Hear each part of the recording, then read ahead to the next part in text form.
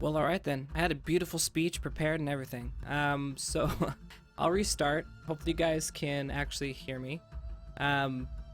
So I'm gonna go through Snow Day and kind of show you some of the changes I made, things that I improved on.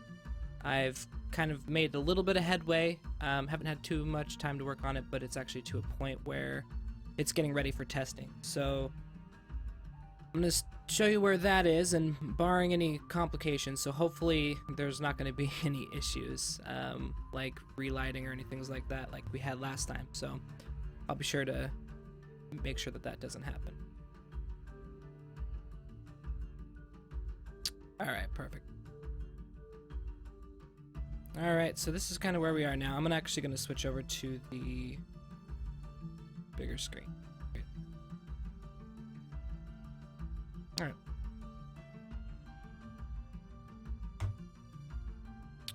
So all these little crisscrossies just means I need to build up the lighting, which I'm not going to do. But I kind of wanted to ski around it and kind of show you where we are with the map.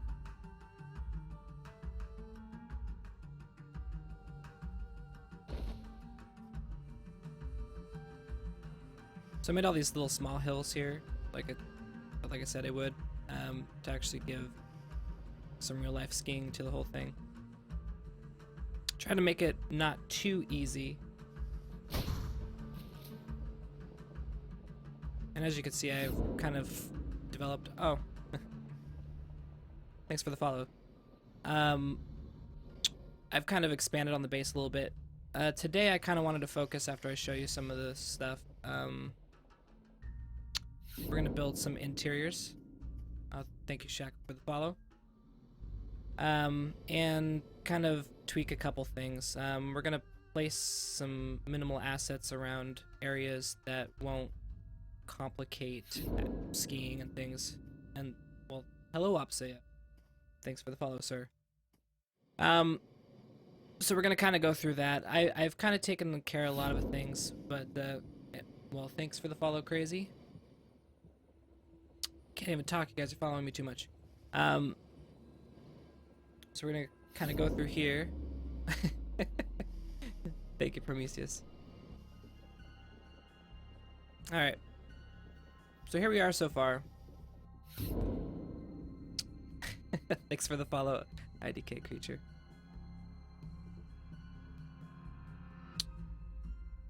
Alright. First things first, I like doing pretty stuff. So we're gonna kinda...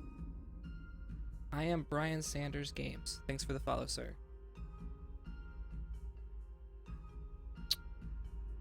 I'm gonna do some trees. The trick with trees, as you guys know, we can't have too many. Thanks for the follow, Holmes. The trick with trees is we can't place them all over the place. As pretty as that would be, this isn't a standard first-person shooter, as you guys all know. So we're gonna have to kind of be practical about this.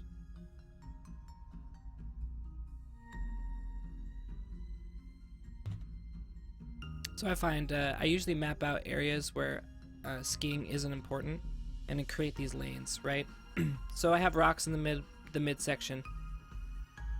For Tribes games, it's kind of important to actually have visual blockers, and putting something in the middle between the bases usually helps a lot. And of course fog, which I can obviously thicken up a little bit more. For the sake of working though, I toned it down a little bit so I can actually see what I'm doing.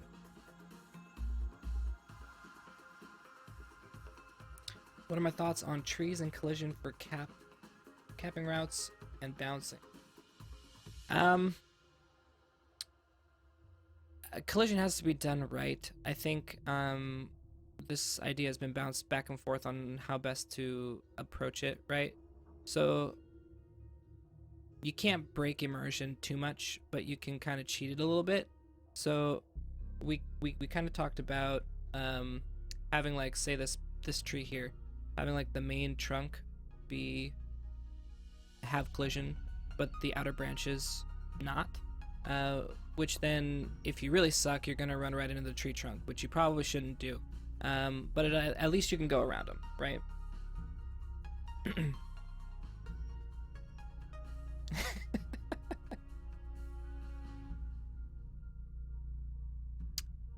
I'll work on getting it to only stop certain people. That actually would be kind of cool. Instead of banning, you get to collide and everything. All right, so let me continue on here.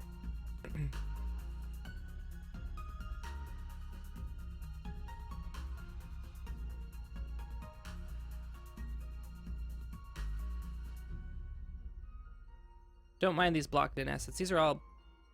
This is just a street lamp. This isn't sci-fi in any way, shape, or form. Thanks for the follow, sir. How do you say your name? Tobias? Bias. Got it. So these are just blocked in, saying there's gonna be a lamppost here. I made it like in like a minute in 3ds Max, so. Oh, by the way, I use 3ds Max for my modeling. Thanks for the follow, Arena FPS. I use 3ds Max.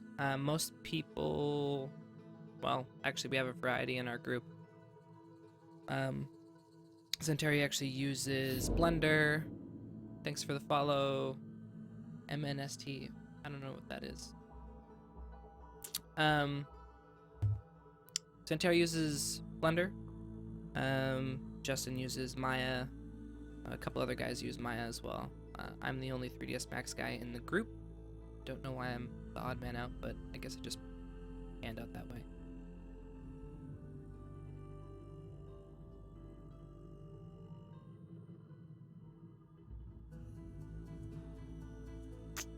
Alright. Pray for trees. You know, the problem is the better way to do this is, thanks for the follow, Calibin. Alright. Quicker way and the more efficient way to place trees is by actually using the foliage and putting them in here. But since right now I'm literally blocking out, I'm not doing things in a specific manner. I'm just placing, so.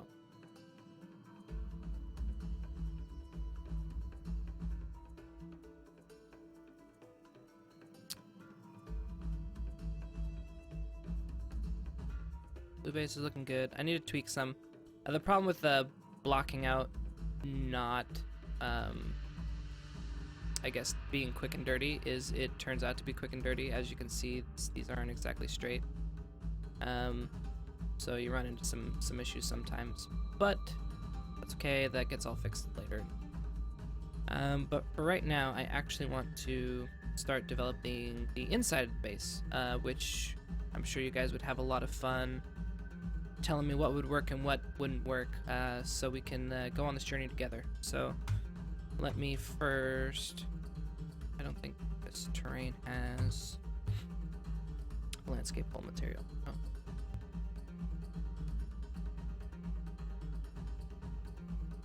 Okay.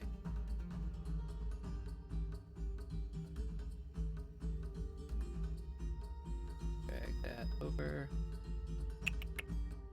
Kind of hesitant to do that. Well, whatever.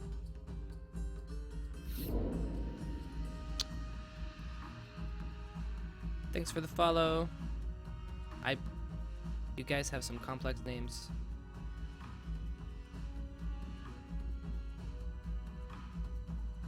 Okay.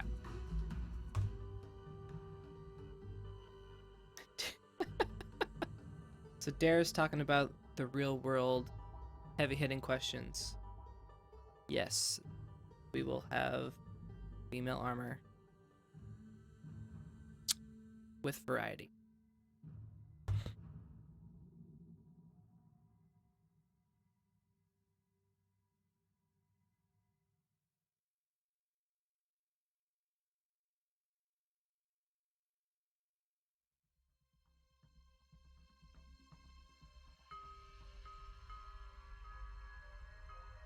Ooh.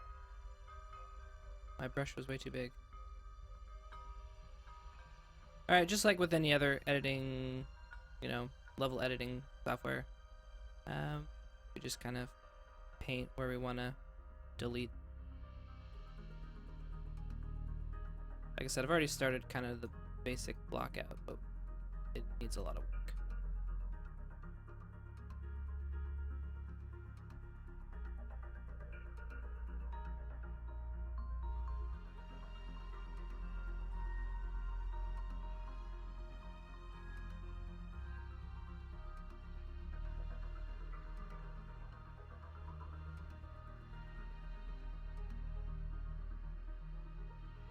Okay.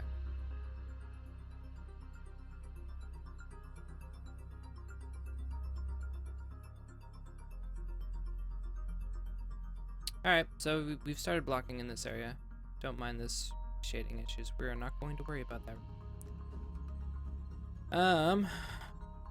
Look.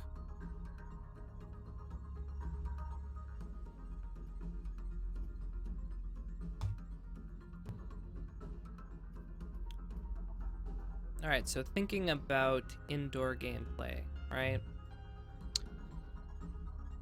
I'm not going to talk about it too much. However, we do have things in which we are going to have to think about, like where we're placing certain assets, how people are going to gain access, not creating bottlenecks, things like that. So, and let's see, are your map design concepts looking to incorporate heavy fog or weather effects? Our weather effects, the fog will be a little bit, well, probably a lot more foggy than it is now. I toned it down for the stream so I can actually see what I'm doing or while I'm working. I mean, a lot of times I turn it off, but it's prettier with it on. So, but it'll be a little heavier for this map. It just depends on actual, like what we're working on. So.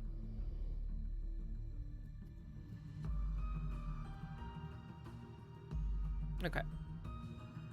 So first, there's 2 access points right now that I have in this base. One in the back, and one in the front. Right now I haven't decided how I wanted to actually do the front staircase here. Thinking I don't want to just drop.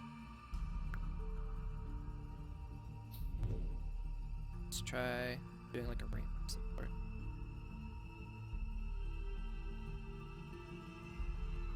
Oh, before I do that, I better do this.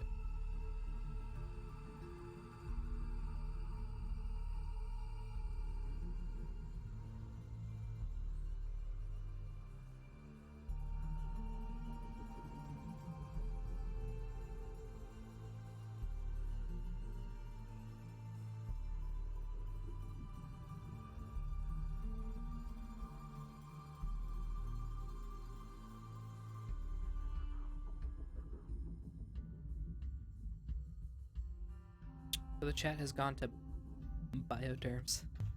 My goodness.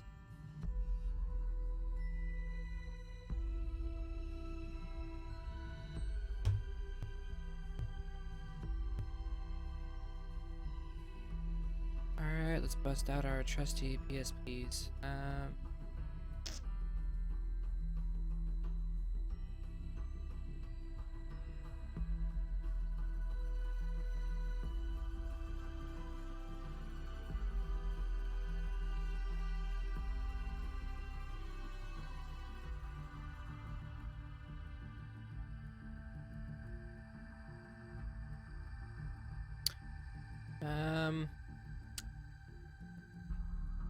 Plans on ever releasing some large base maps found T1. I don't have a affirmative answer, but you never know. There are going to be different game modes, and each game mode has different types of maps. So.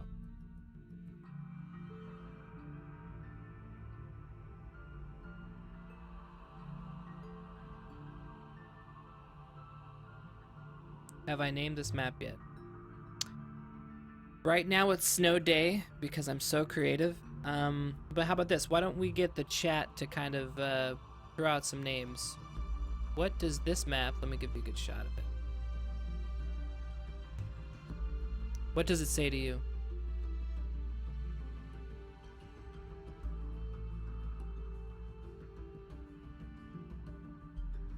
Bro. Come on, something original. Dare. I can't say that. Nephosis. Just because it's snow.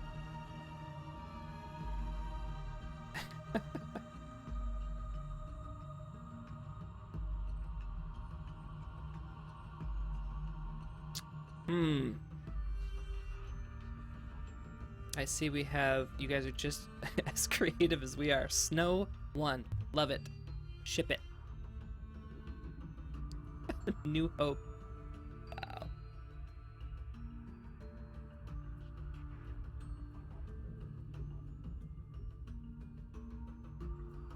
I know, seriously, Jordan. Creative is flow. Concord.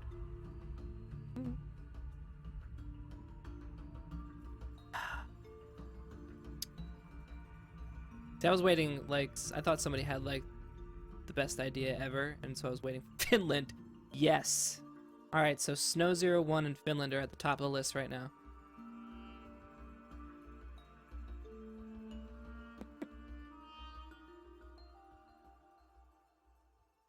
How about Snow Final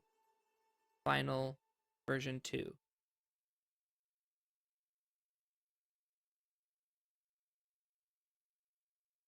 Okay, I'm gonna go back to blocks.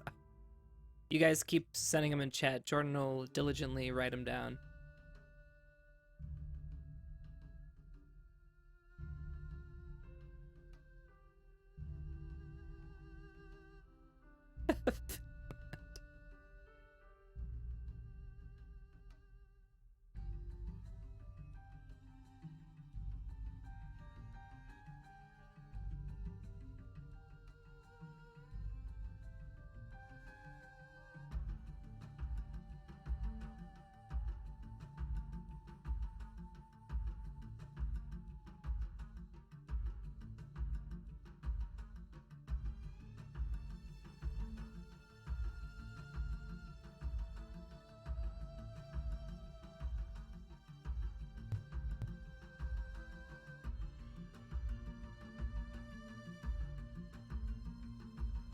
You know, next time Santeri does a stream, we should make him show us the outside to make sure that he's actually in Finland.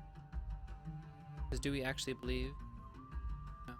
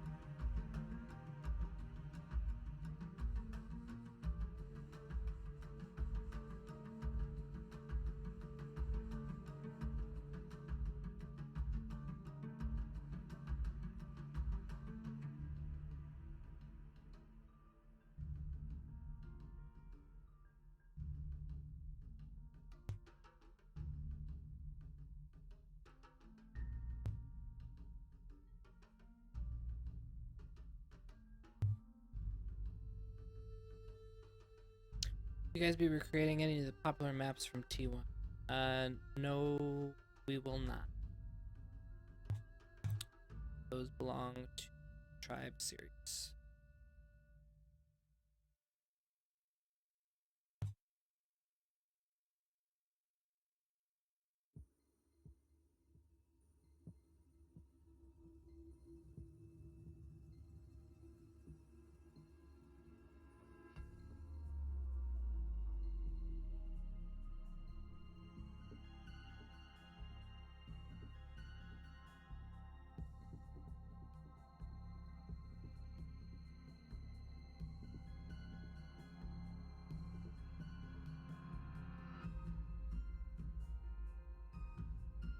Yeah, Hi-Res owns the IP for Tribe. Ours is ours.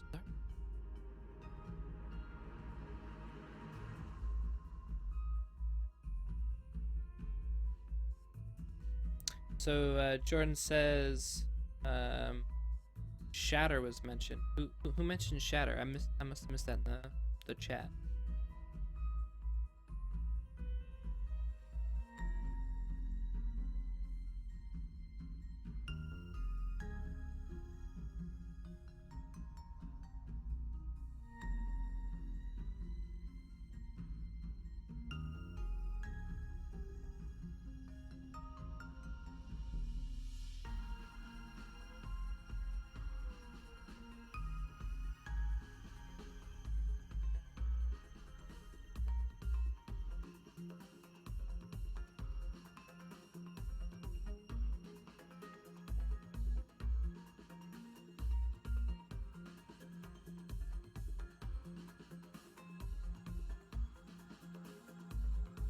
Yeah, so the music playing right now actually is a new one that you guys haven't heard in any of the previous streams. Santeri can correct me if I'm wrong. It's spelled Saana. I don't know if that's Saana or is it just Sana. I don't know. All these crazy names.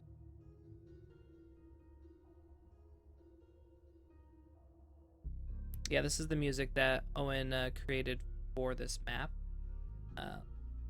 which still hasn't been named yet, guys.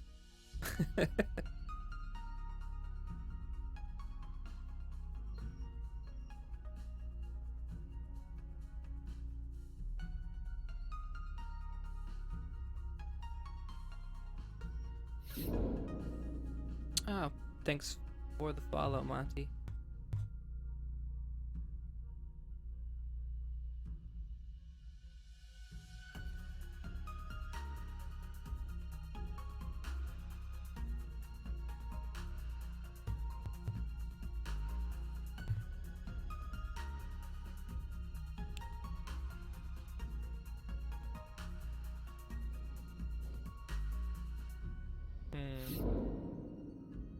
Oh, thanks for the follow, Qualm Tribes.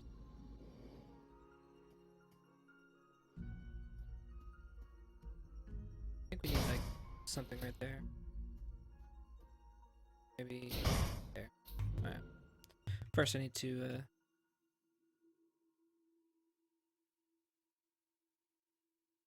Alright, from Pit Zombies. Do you already have an idea in mind of how you want to build out the level, or do you play stuff and kind of see where it goes and build off that? Alright, so what I start with, Pit of Zombies, is I kind of... First I develop a look, right? A look and a feel and an atmosphere. That's hugely important to me before I even kind of do anything. I figure out the kind of hills I want to use, whether it's going to be rolly, whether it's going to be kind of these sharp edged with some rollies, and then I develop the atmosphere. Like for instance, I get the colors down. I get block in this little rocky thing, and then I really don't pay attention to the terrain at first. I just literally make it so it's pretty, essentially, that I know it's actually going to go somewhere worthwhile. So once I have that down and the guys will take a look at it, they'll either rip it apart or they'll give suggestions, or they just say it's amazing, and then I just will continue on with it. Then at that point I'll start developing it, and the development process can happen in a couple different ways. The first and the most used for me is I actually I use World Machine, and I have a variety of nodes and a bunch of node libraries, if you will, of things that I have made that look good, that have different terrain types, and that ski well. It took me a while to build up that little library, but I have them all now. From there, I bring that terrain into Unreal 4 and look how, see how it looks. And then I'll start placing assets in a bit. Then you start getting a more developed feel. At that point, I tend to pick out a spot because most of my terrain follows a certain pattern, and because of the pattern, when I do mirroring, it actually creates like the little shape where it actually is conducive for skiing and carving. So from there, I'll start developing the terrain. And the terrain, honestly, takes the longest. I have to figure out if I need smaller hills, if they're too big, things like that. So what needs to happen, and here I can ski while I'm talking because it'll give you some interest. Again, don't mind the black stuff, that's because I deleted some terrain.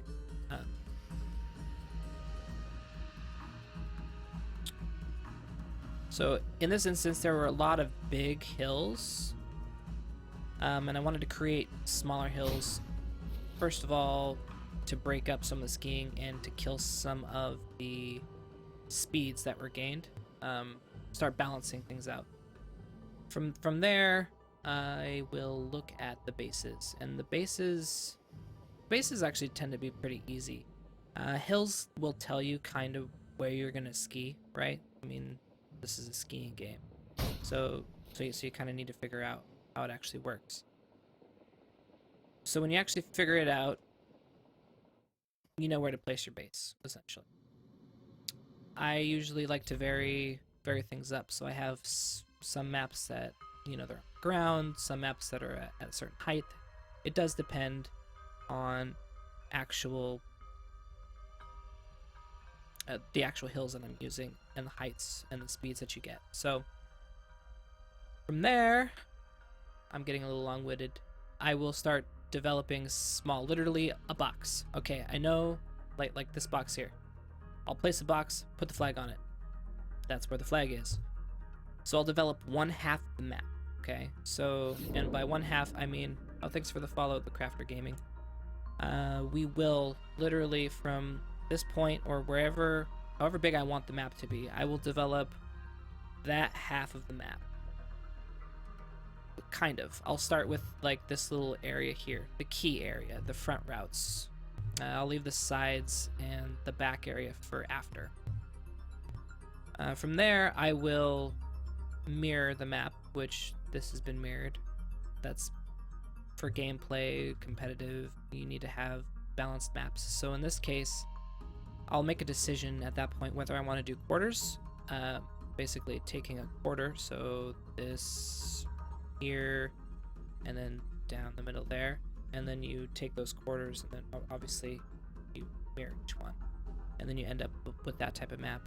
I've done that for a map, but this one I wanted a little bit more variety in the hills, so I actually just did half of it, which works great. I mean, it still skis wonderfully. So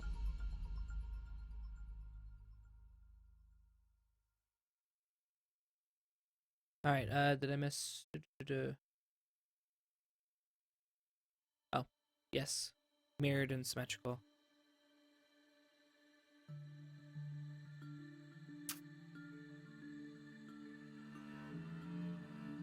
Thanks, Void Spawn, for telling me that I'm the best capper in Midair. Luckily for me, there's no other cappers in Midair right now.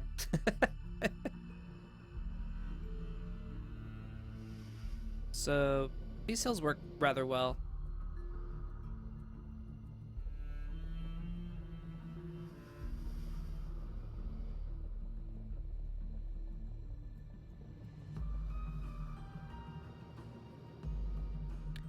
Okay, back to the interiors. Okay, so the interiors of the base are slightly different. I will continue on. So what I do with the bases are kind of as follows. The bases usually kind of work themselves out. Thanks for the follow, Bullen.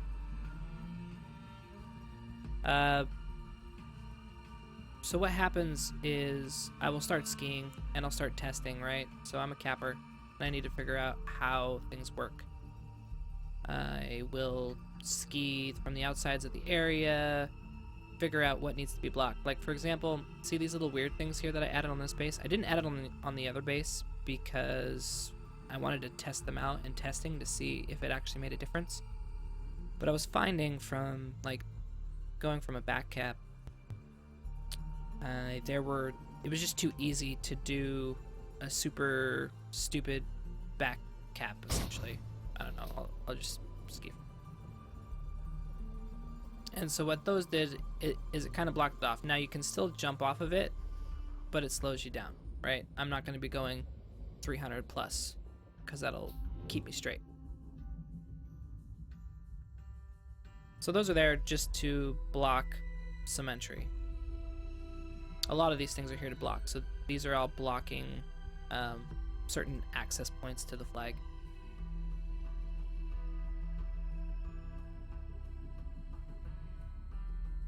I usually go into a map knowing whether or not it's going to have more in-depth interiors or not.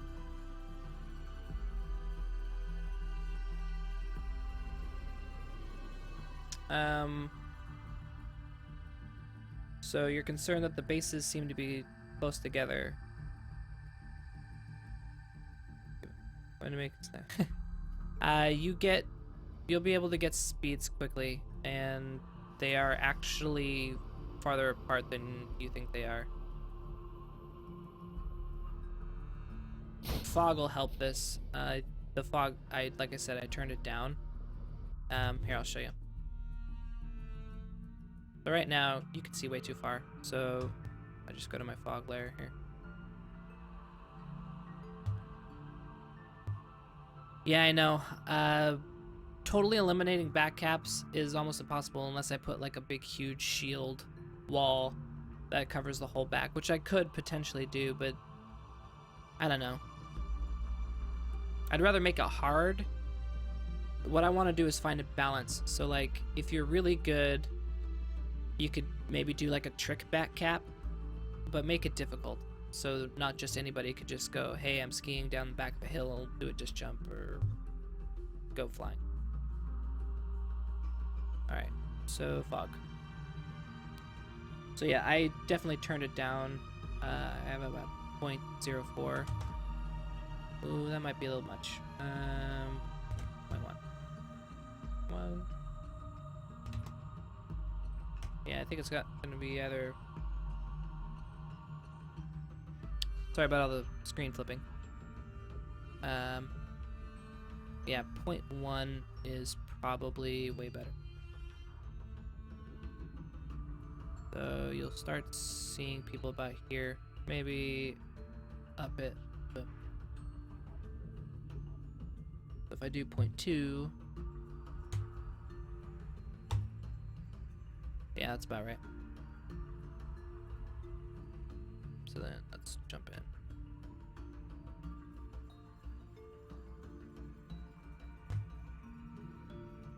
So now we have a nice layer of fog.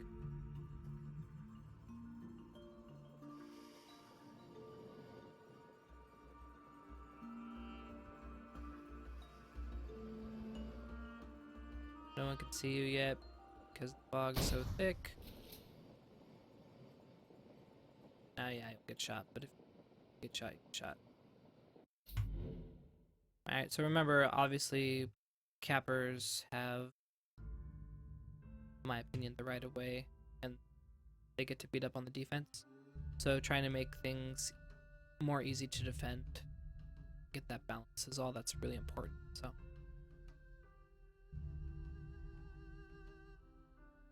hopefully I'm answering all your guys' questions. Alright, so back to the middle area. Oh yeah, I'm gonna actually up it.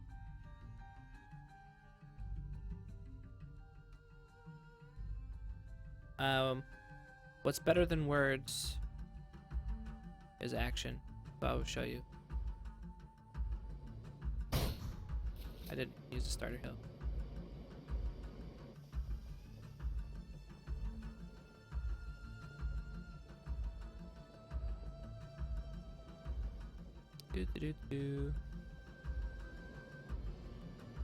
Alright. grab the flag. Hooray. Throw it. And woo, pops up. Moves a little bit. So we can do the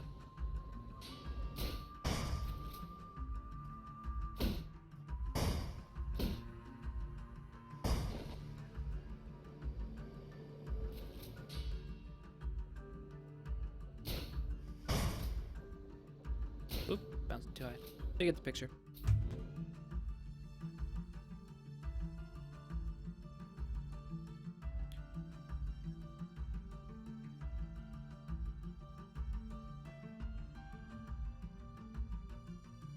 You know, now that you mention it, I have not tried to actually shoot it in midair. Let me try it.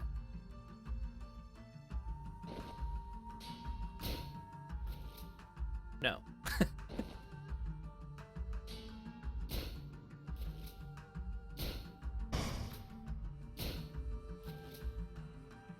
Okay. Done with that. Alright, so I'm gonna turn the fog back down because it's a little in your face. In a perfect world, snipers wouldn't be an issue, and we could actually have pretty things. But as you know, snipers ruin everything. Personal opinion.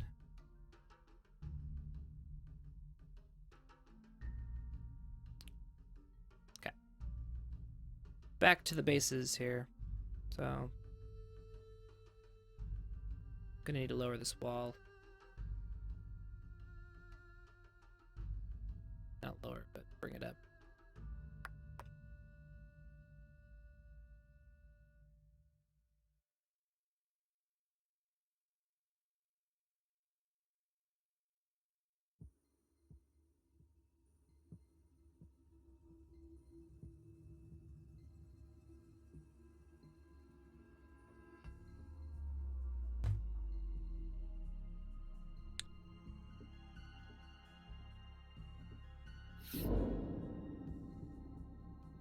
Thanks for the follow, Nerdfall.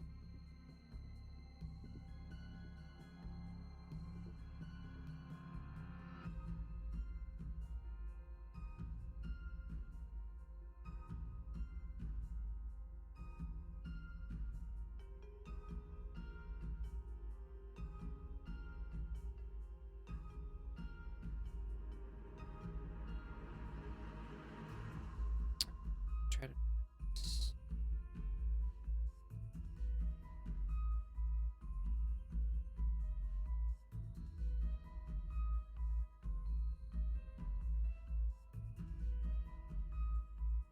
still a little low.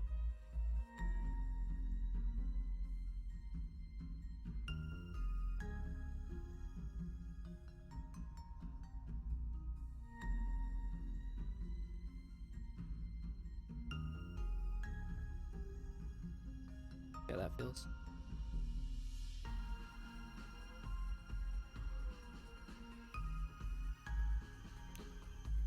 Not bad.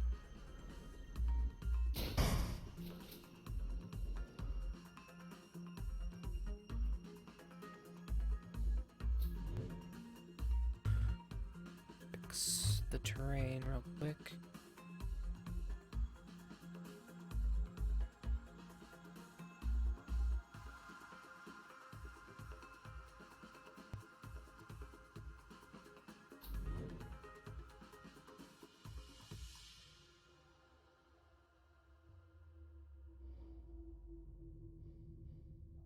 Alright, so for texturing, a lot of the base assets, Santeri does the work for. I do some, but he does almost all of it for the base assets. So lucky him. Because each one is going to be like a piece. It's not going to be textures, because this isn't... We're going to actually make something that's like cool, right? It's going to have bits and bobs and geometry and things like that. Honestly, this is why this is my favorite part, is because I actually don't have to think of or worry about making something cool or pretty looking. I could just make something that's functional and plays well. Now, don't get me wrong, I do like making things pretty. But it's, you know, something different. It's a different skill set, so. So now I need to figure out if I want this to be a block. Game looks sick, man. Here's hoping you could pull off what Tribes Ascend failed at doing. Well, thanks, Mega Beef. I'm glad you like what you see.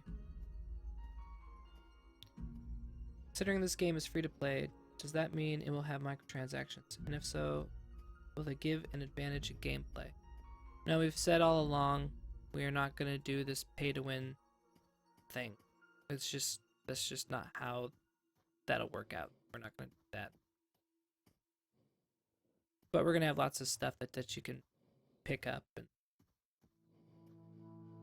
and get that's just non-gameplay effective.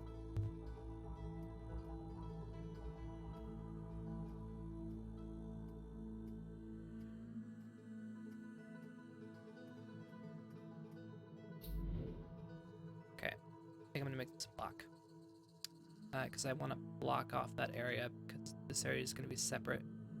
I wonder if I should I do a ramp? Should I do?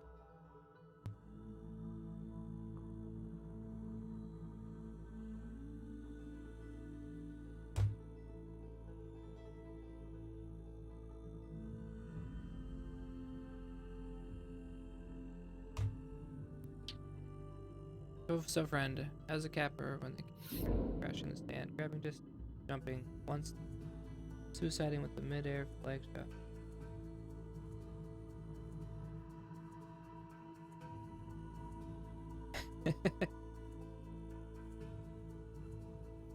Thanks for the follow. I missed that.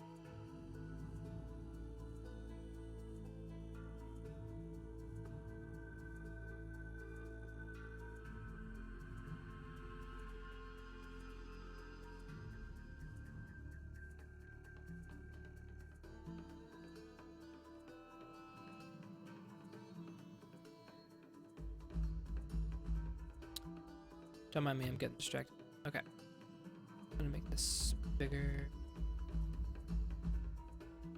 Down.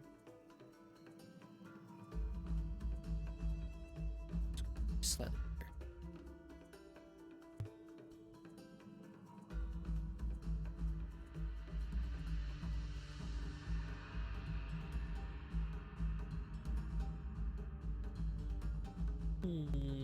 Actually.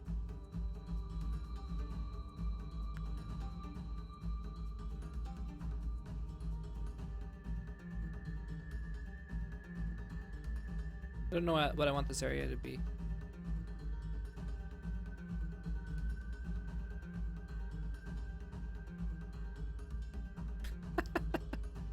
Rolling grocery carts at the base. Love it.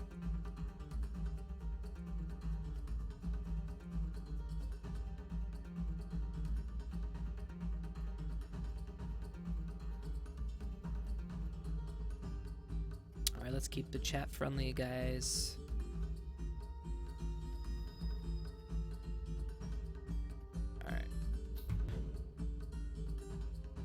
I don't know how I want to go into this other area. I think this is just too wide at the moment. It's just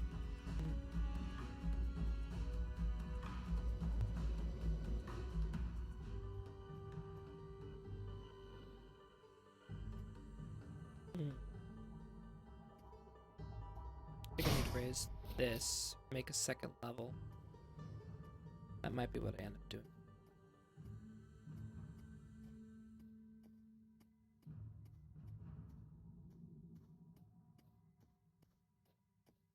Decision.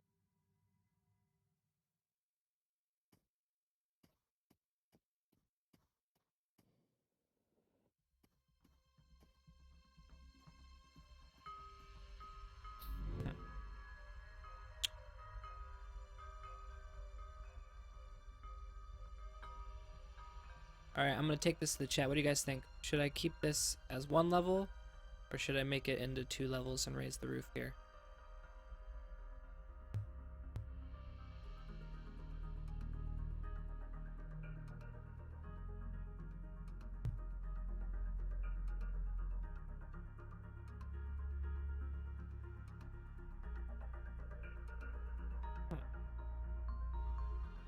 Make it 2.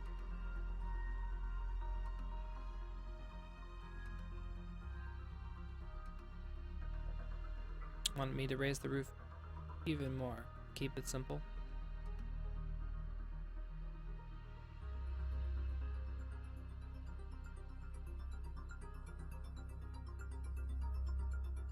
Alright, that was a good point, JWG. So then 1 would be the better option with that. So 1 it is. So then how am I going to pull off 1? Then I will do...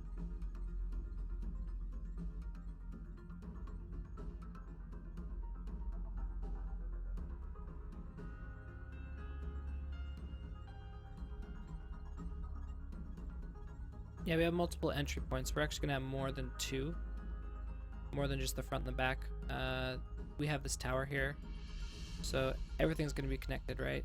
So come down here and then go up here, right? This is the towers. We're going to have a little door here. So why don't we do that now? We'll make the access point now. Thanks for the follow, H2K. Alright, let me bust out some PSPs here.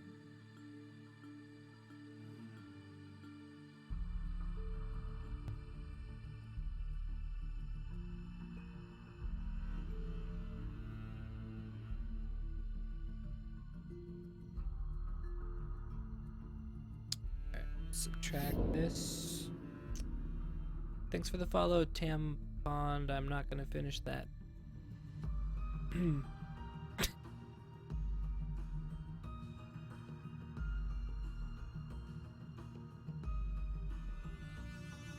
I play Midair. Yeah, doing bases with that in mind works great.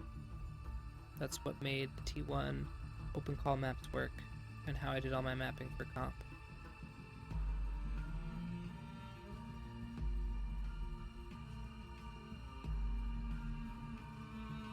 Yeah.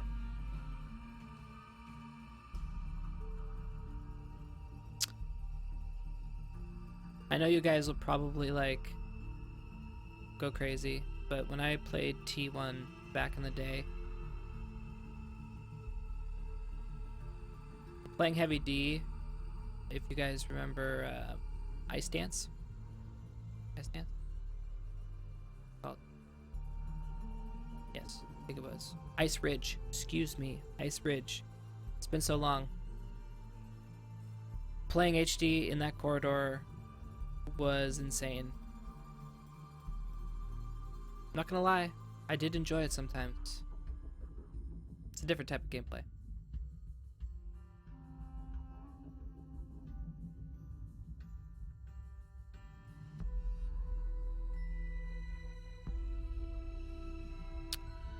Goes next. That is to say, this looks good. Thank you, sir.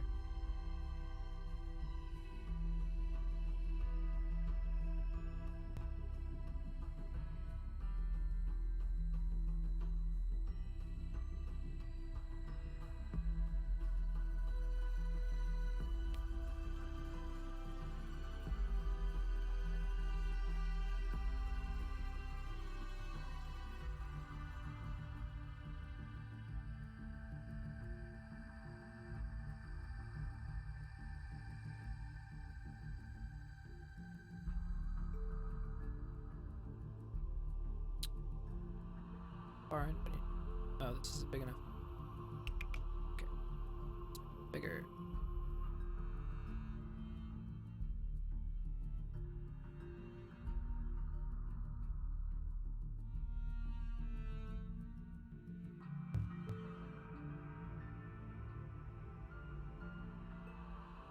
Oop. Gotta let my computer think it's decided to freeze for a second, so we'll let it simmer.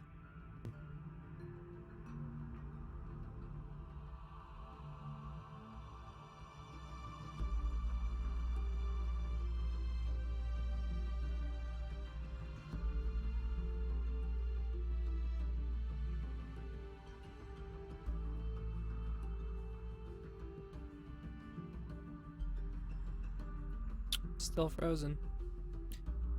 You guys bring out the best in my computer, I tell you what.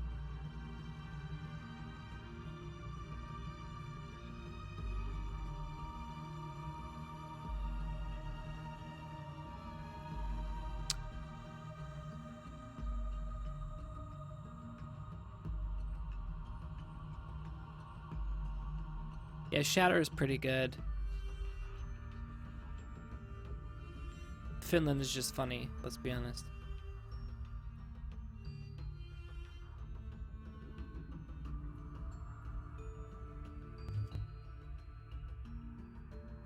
Alright. Let's go.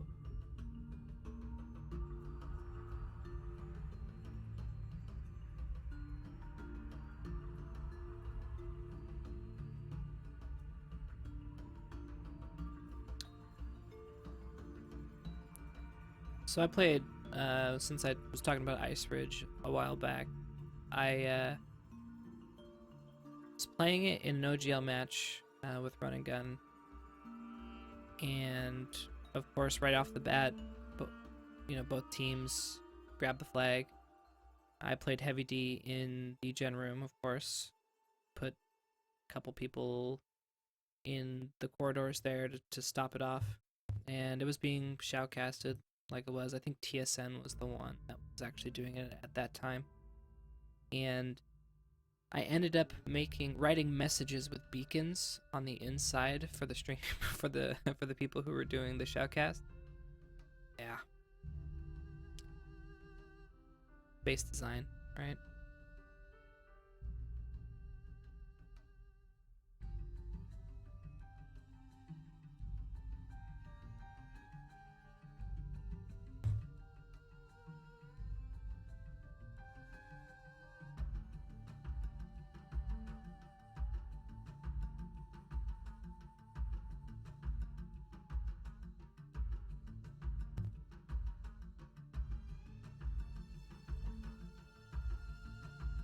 Busy. I tried finding a 2-1 demo with you. I found one, but then you immediately drop before the match begins. You know what's sad though is I had so many demos. I recorded every match I ever played, and it was massive. Unfortunately, I deleted it before I cared enough. Now it's like, oh, the memories, but then I was just like, oh, I'll just make more, right? Didn't happen. Beacon hanging. JWG. I don't know. TBD.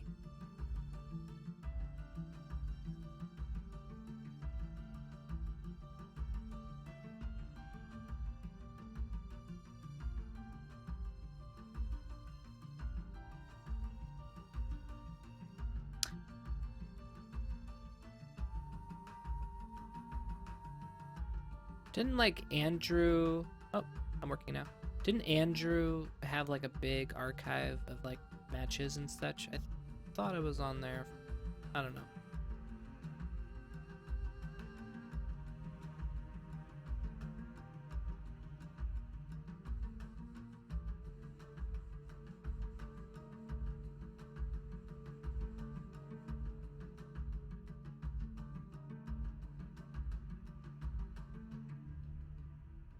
Uh-oh.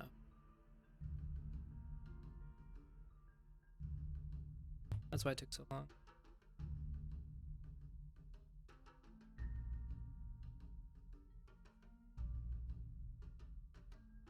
Oh, the archive's gone.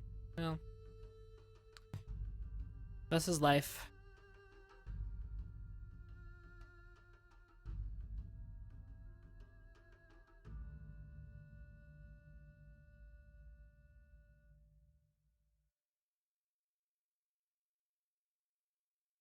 We should contact all of the old school tribers to see if they have any of that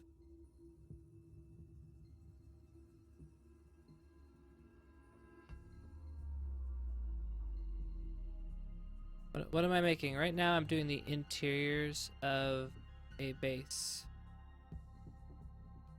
and I'm going to be deleting this top section so I can get to this opening here, so we have more openings to get to our base. So in total, what I want is to have 1, 2, 3, 4 access points to the base.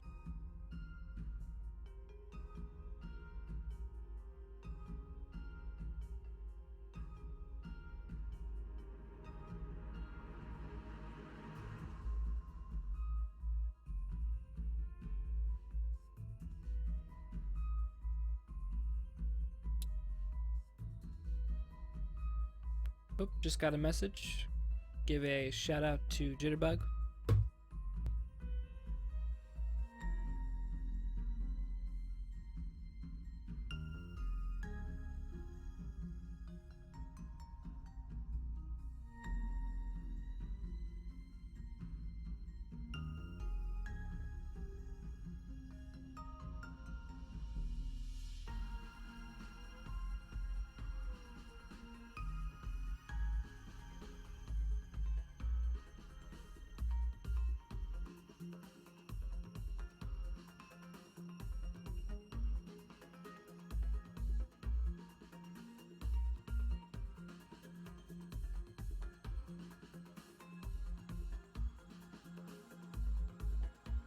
I actually learned how to play by watching demos, right? Tribal War was the thing. Let me rephrase. I was in when I first started playing, obviously I didn't know what was going on. Tribes was actually one of my first games that I played. I didn't play any other first-person shooters. For whatever reason, was at Fred Meyer of all places, right? Because we buy everything digitally now. But I would go to Fred Meyer and I would look at the game and I was like, I want to play this game, because it said, like, you know, epic battles, large scale. I was like, oh, this sounds awesome. So I finally, after I had a paper route, saved up my money, bought the game. And after doing so, I started pubbing, and I would play with my friend after school, and then I don't know who his name was, but this guy saw us walking around, and he took the time, which I don't know if this happens anymore in these games, just because we're all jaded from just video games in general. But he took the time and literally just showed us the ropes. It was on, I still remember, we were on Rain Dance, and you know, that little area where the bridge connects. That's where we learned. That was my first hill that I skied.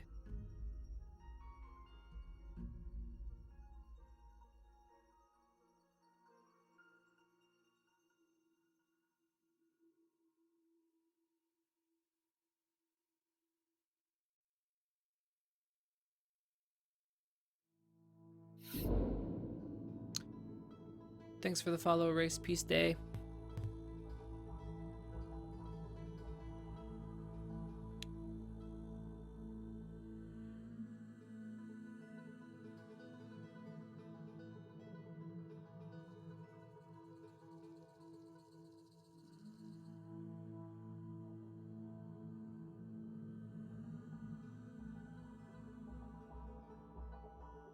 Journey.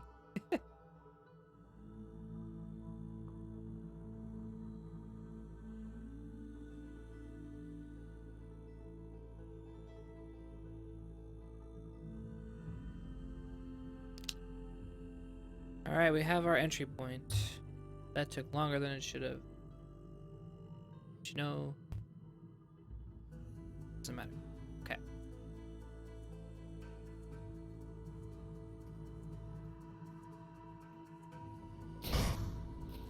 How are we gonna do this tower? Should I do like windy stairs? Should I do stereotypical jumping? If I was heavy offense, I wanted into your base. Turn back.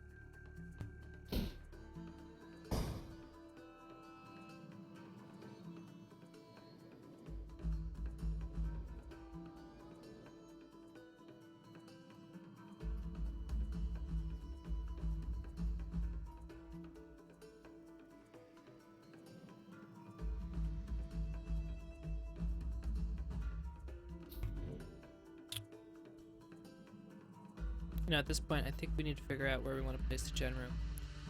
So this has nice indoor areas, but if I'm going to place a gen room, I'm going to need it off to the side, so I actually may need to... If I was going to do it normally, I'd probably say drill in through this wall here on both sides, and then go into here, and then have the base room here. I guess I could do a third entry point here. And then 1, 2, 3. That actually might make sense. Oh, the decisions.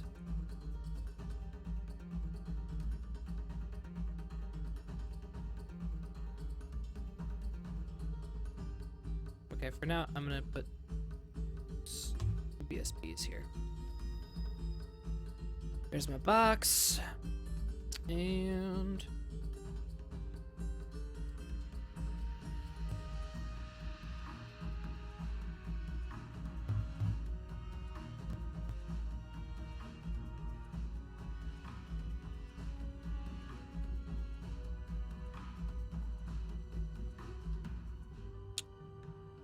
make little sections.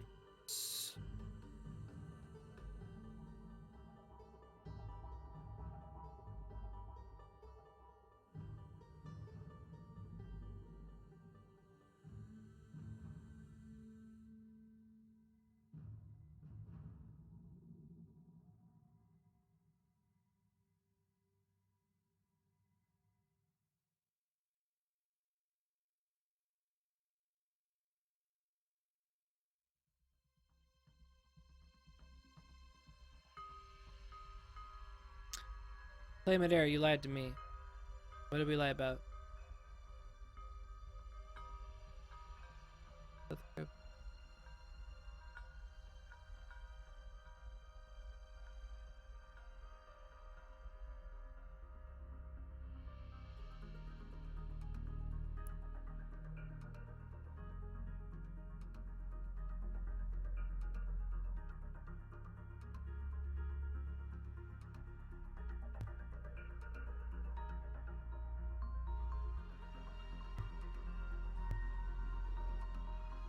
Don't trust Canadians. But Jordan's not just any Canadian. He is the Canadian.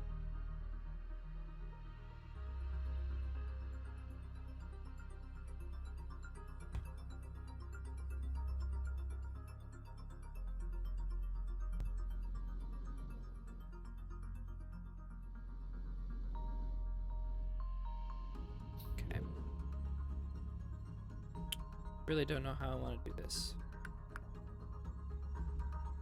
We will do the ring. Yeah, we can do the ring.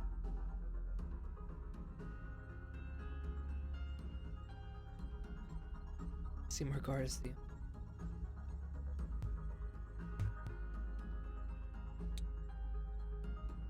Dropbox.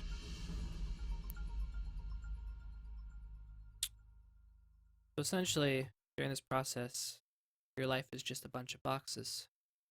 I don't know if that's metaphoric or something.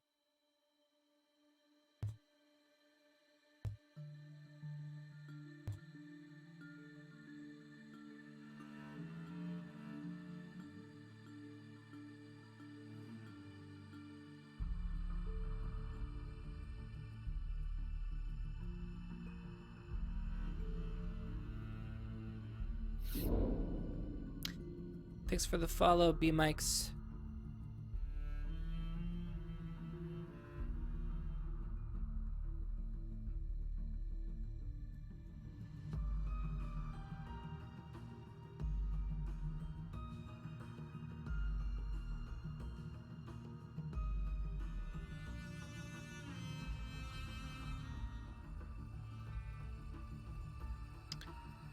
I'm not sure how to do this.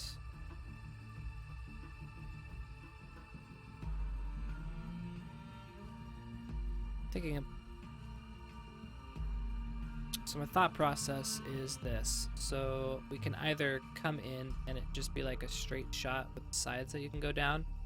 But I've already done that in a couple places, so I was thinking actually having it ring around the edges and then a cutout in the middle. The only problem then is essentially does the same thing. The third way is if we did more ramps, which we could do. Actually, that might make the most sense. And the reason being is it would be noob friendly, right? Gotta cater to some. So ramps it is. Good talk, guys. Good talk.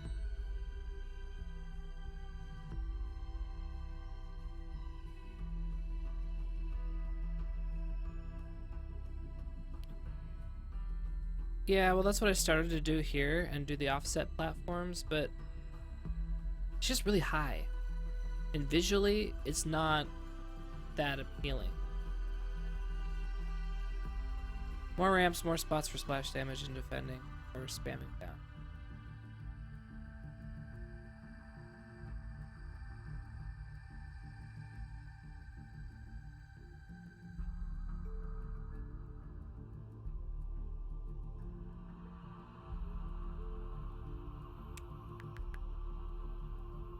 Alright, so then that's fine. We'll do your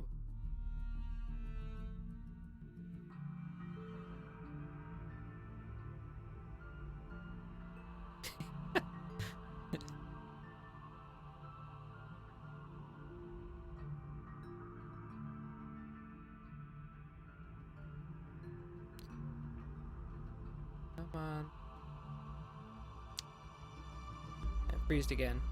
You know what I need to do is I need to save. Whenever it freezes like this, I start to panic.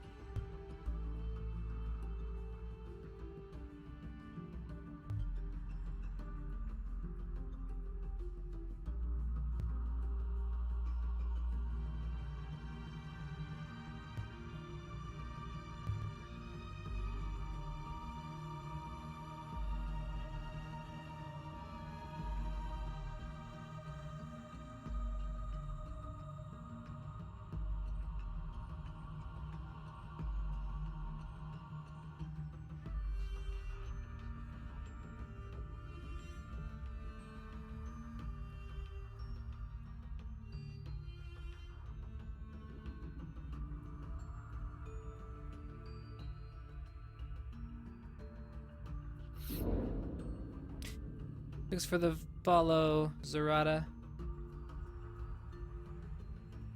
Again, you guys feel free to smack me around if I butcher your...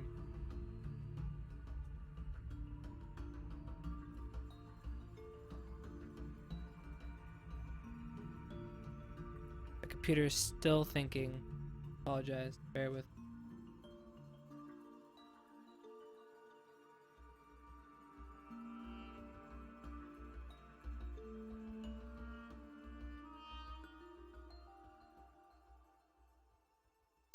Alright, there we go. It's auto-saving. You can't see the little message. But there we go.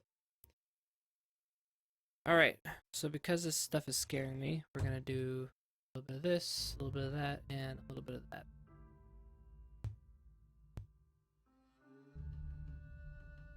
I don't save enough.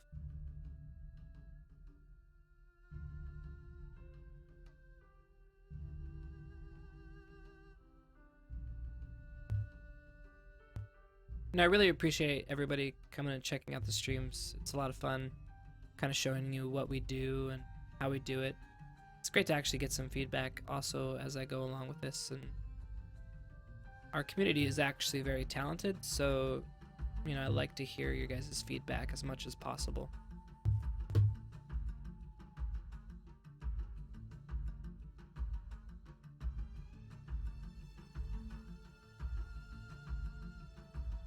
Race Peace Day, is this one base or this is entire map?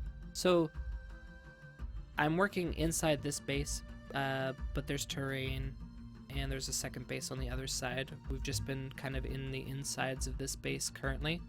Once this is done saving and my nerves of crashes go down, I can ski around and show you real quick. Actually, 1 second before I do that, I will, because I copied this already, make that offset.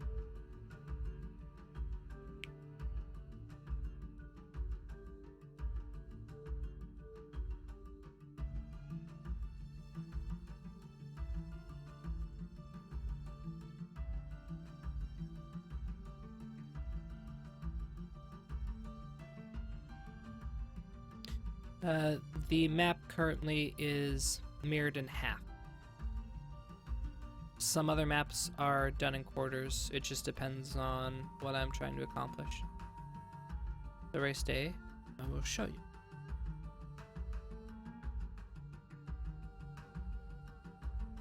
Alright. Here we go.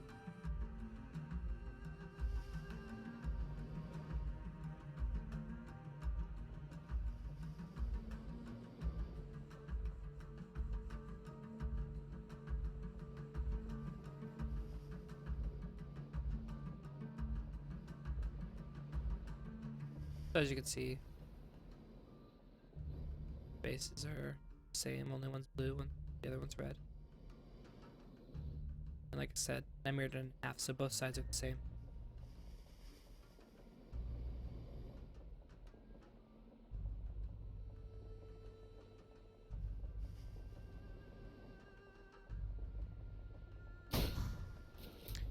Get a little speed.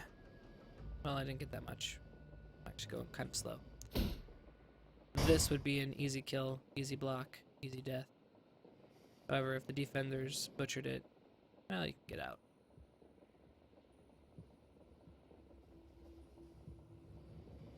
Come on, I butchered that. Here, I'll get you some speeds.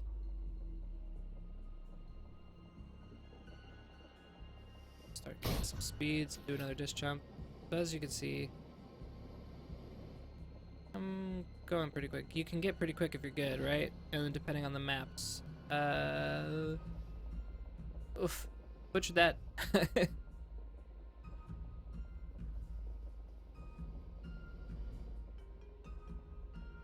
But again, the goal is to limit people, so you want a good map design so you can make it and have a distinguishable skill level, right? So people who are really good will be able to go 1,000,000 miles an hour. People who aren't will probably go about 180, right?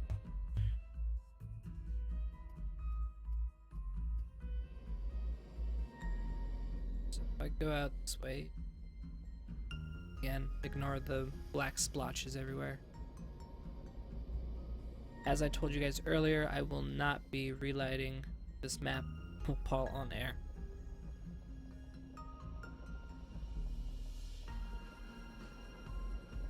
Alright, currently...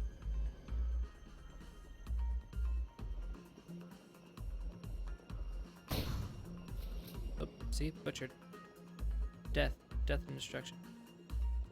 If you mess up, you don't get to go that fast.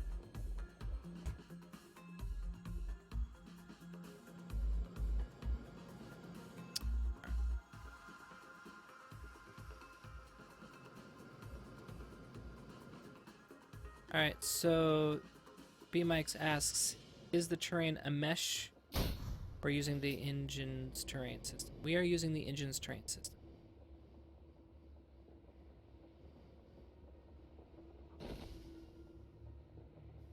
See, I was going really, really slow. That should be easily defendable. Kind of showing you right now, those speeds, you should be able to body block it, destroy. Unless you're not that good, in which case then I can't. Kid. Alright.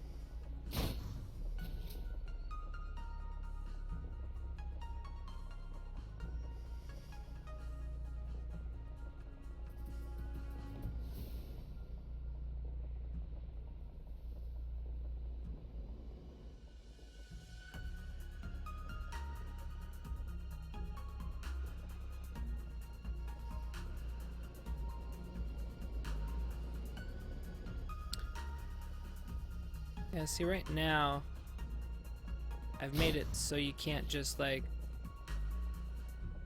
Because some of my other maps I learned I was making it so it was too easy to just do what you wanted and when you wanted.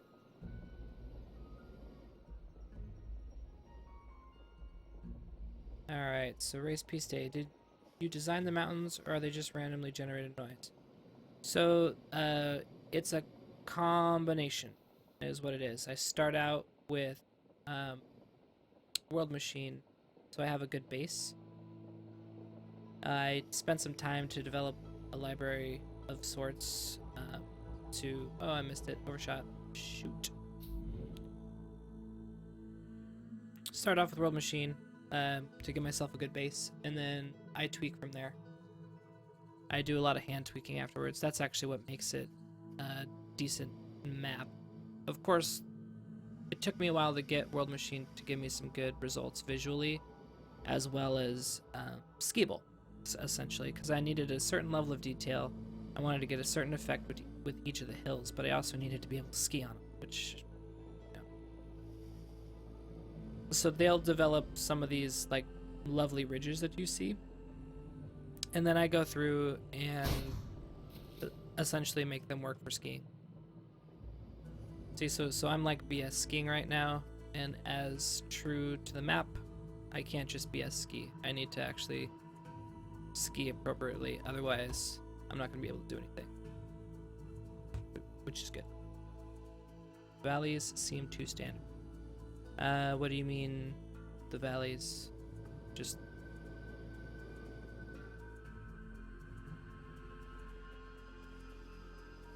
If I had down jet there, yes, I would have been able to grab the flag. You are absolutely correct.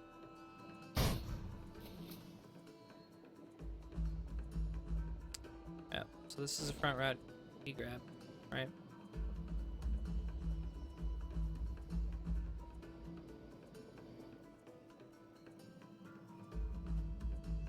And like I said, I developed these little lanes, which you just kind of go to naturally. Take this lovely hill back.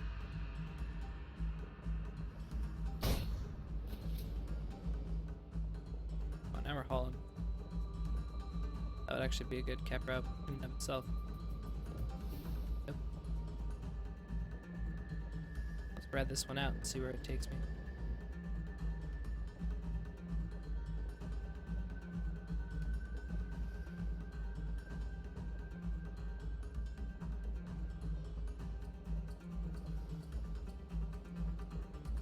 Not bad. I probably could have dropped down and kept some of my speed.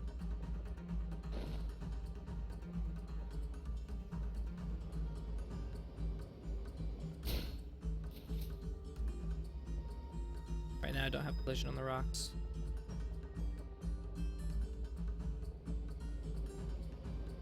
And I slowed way down. I didn't hit the hills right. Oh well. There we go. There is no cap right now. We just don't want you to be able to gain this insane amount of speeds if you just like drop down from a huge height. Can you trick while on it? So you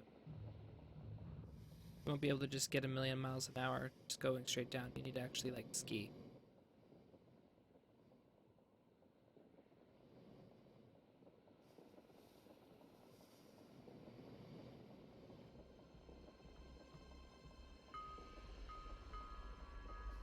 Let's do a little bit more skiing and then back to the base we go. What time is it? 2:22? Yeah, we'll do a little bit more. Can you turn the volume up? Did you want the music? Or... No, you don't want to hear more of me. You want more music, right?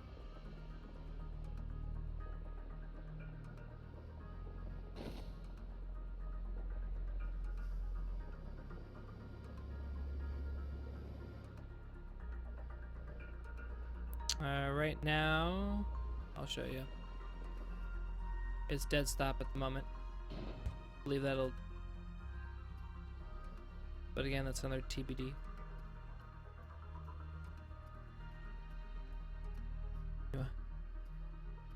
Jobbus wants me to do some, Alright. The most tricky I guess I can get. Here you go. And imaginary backflip. Bam. See that? That was so cool. Alright.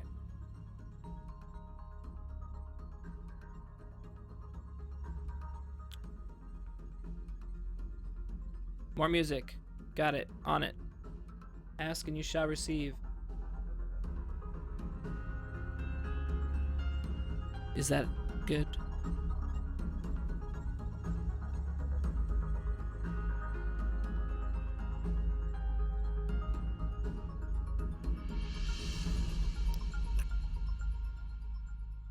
JWG, we'll release more information as things come along, so no worries. Less music? Or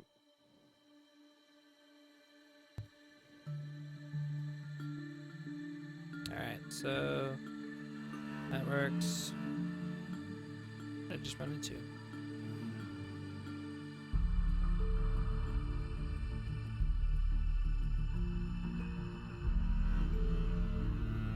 You know what we need? We need to jack up this corner here. Like we did with this.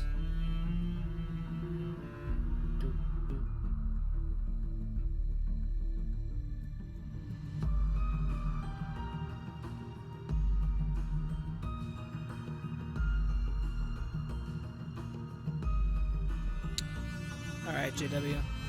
New name.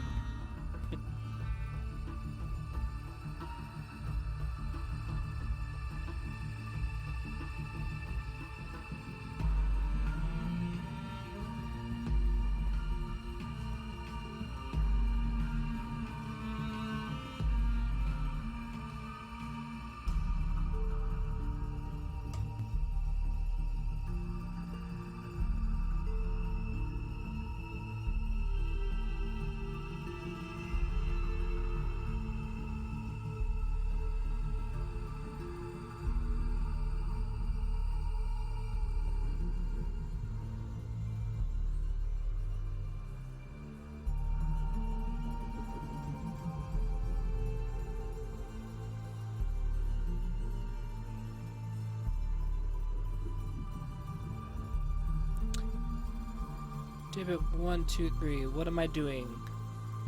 It's a good question. What am I doing? I am currently going to delete a section of this corner off once my computer stops freezing. Right here. I need to chip it off. So what I'll do is I'll make this subtractive. Once it's done loading, then I will flip it this. 5 seems to be my angle. And throw it over here.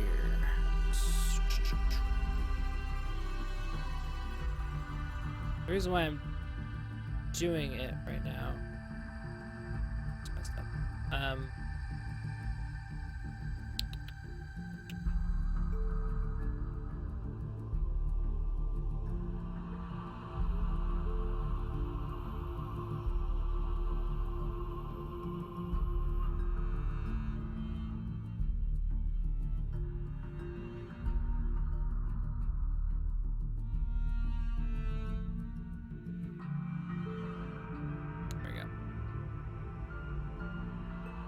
So now, let's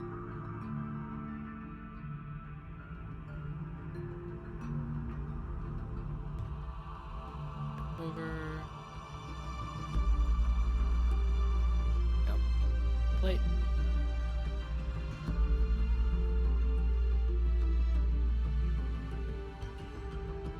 So now, actually, we may need to increase that angle. It's just so when we're going and we kind of go up, we don't hit our head.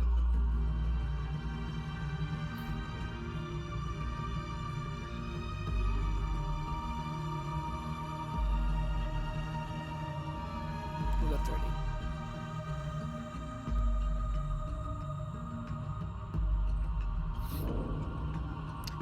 Thanks for the follow, Sudden Death. Welcome, welcome.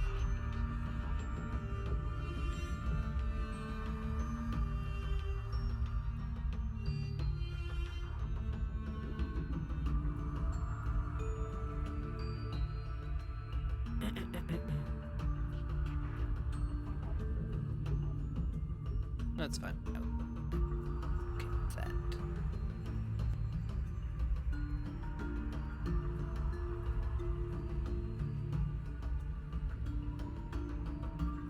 Yep, that works nicely. The only problem is this is just such a far ways away to get up. I didn't think the tower was that big. It didn't look that big. Oh well. Works out. Alright. There. This is a great stream. Thank you for doing this. It's our pleasure. Like I said, it's a lot of fun having you guys watch and see the struggles as we kind of go through our thought process and kind of what goes into making it a good stream. So trying to make a good game, you know.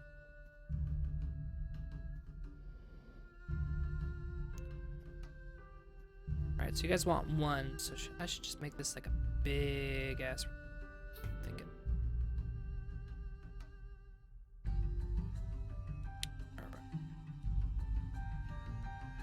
I am number 5. Enjoy your snacks, sir.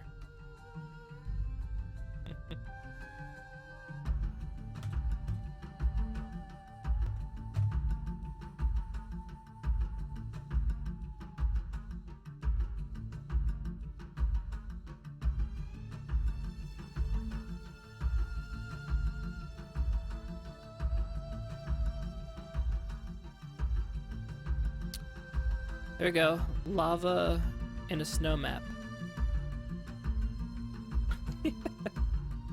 Well, you know. I'm sure there's been weirder things.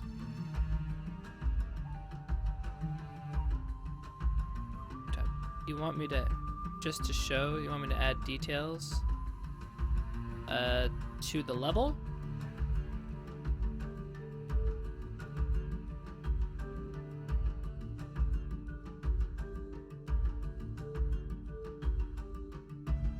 You want me to do some art? I can show you if I can find some real quick. Some stuff I've done in the past.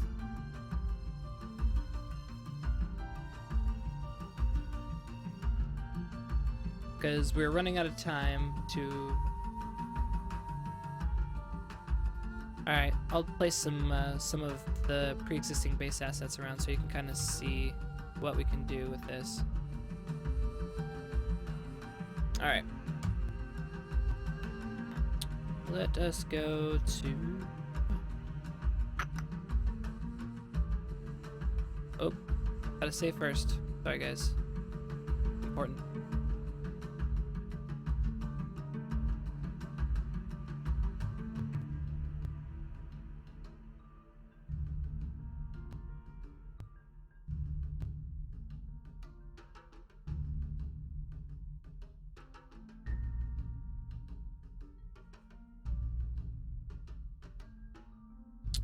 Right.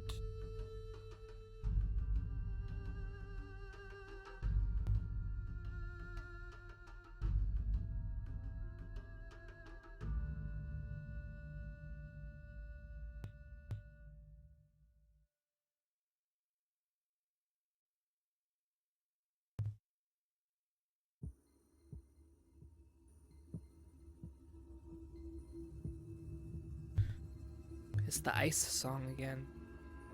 Centauri, am I saying it right? Is it Saana? Or is it Saana? Bet you that's the one.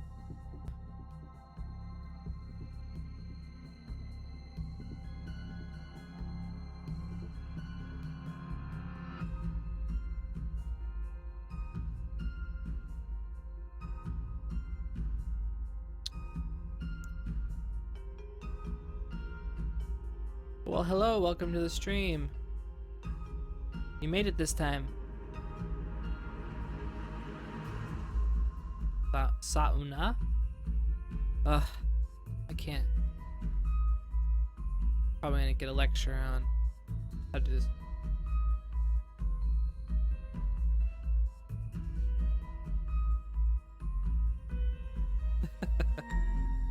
Get it right one of these days.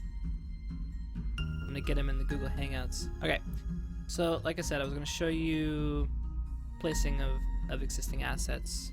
Luckily for us, we have a grid. Everything will fit to the grid.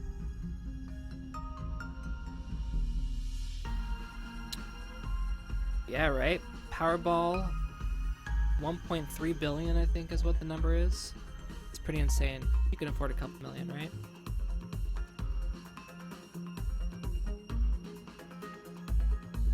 I tell you, funny story about this. I went to go get a Powerball ticket yesterday, I swear.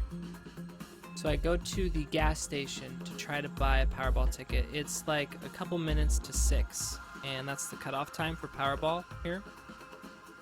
So I go in there, and it's some shady old hole-in-the-wall gas station. I go up to the counter. There's already like 5 people there. And they're all trying to buy their Powerball tickets, and they're going through. I finally get up to the register, and I said, can I get, $20 on Powerball, right? I was going to play it. And the guy told me, we're going to have to charge you $5 to do your purchase of a Powerball ticket. And I was like, what? $5? Your sign says 45 cents after $5. We charge you 5. I about flipped. Wasn't happy, man. I said, I'm not going to pay that money. They're like, you can go to our ATM and get out cash if you'd like. I said, nope, I'm gone. So I did not participate in the Powerball. So maybe I will this time, and I'll actually go to some reputable place. But I wasn't going to pay $5. What is that? I mean, if he scammed $5 from every person every time, he must have been making bank. Okay. Building assets. I went off on a little tangent.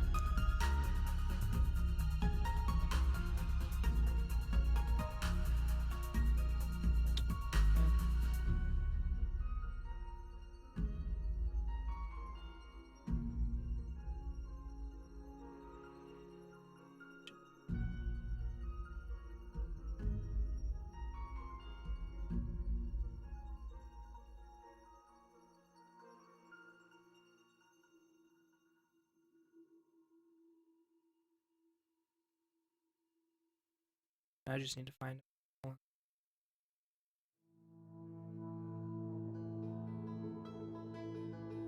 There we go. Walls. Meshes. Alright. Here's a series of walls.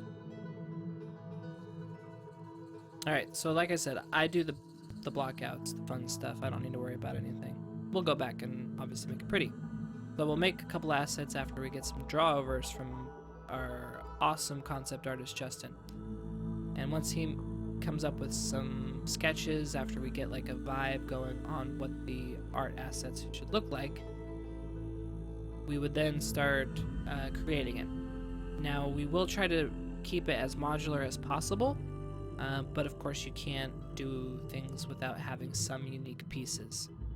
And so, let's see, what's this wall? Drag that up. Ooh. Well, that's like an interior wall, right?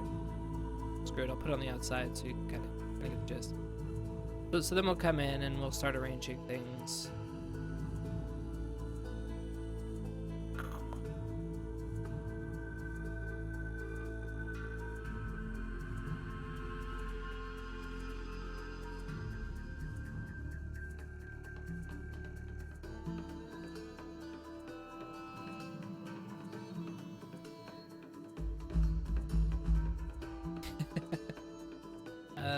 What else we got? We got all A.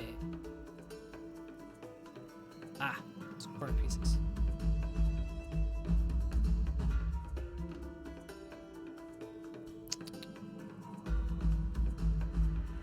I can't really use that. What else do we have in here? Pipes. Optimization folder. Doors. Show me the doors. Meshes. Alright, let's put out a door. Beautiful.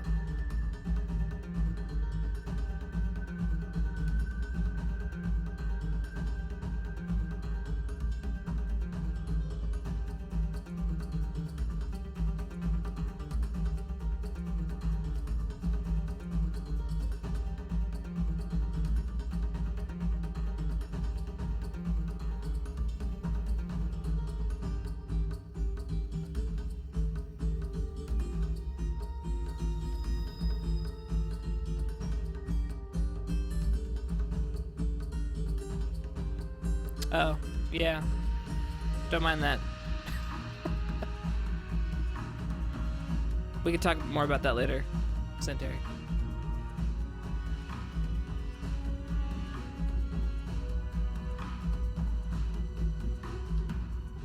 Tribes meets The Sims, huh?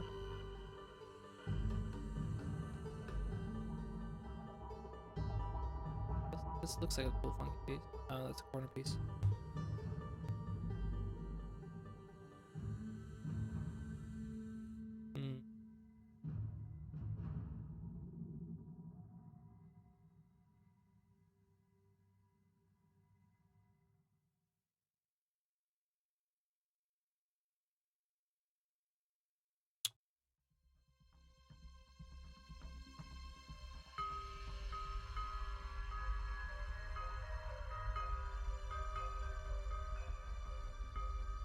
Pause of these random stuff.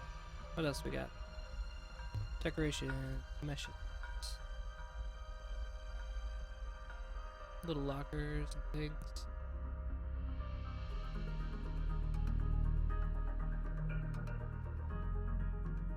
Yep. There we go. That's better.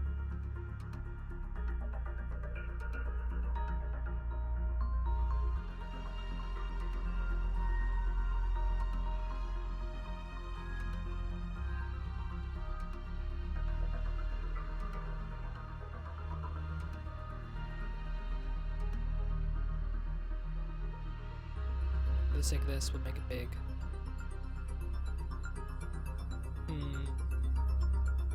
This.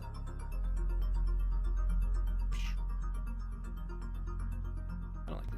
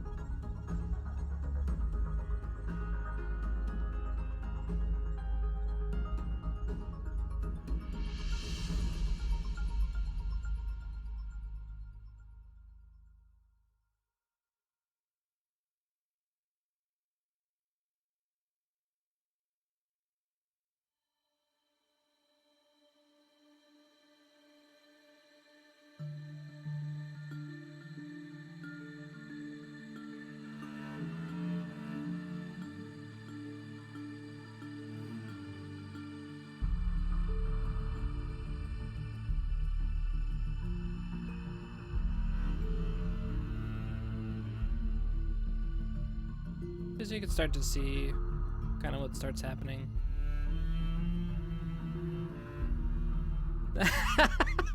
Centauri, these are good. Stop it.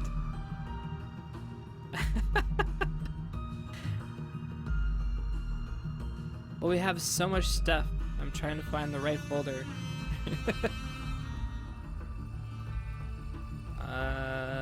Walls. What's in here? Meshes. More stuff. What's this one?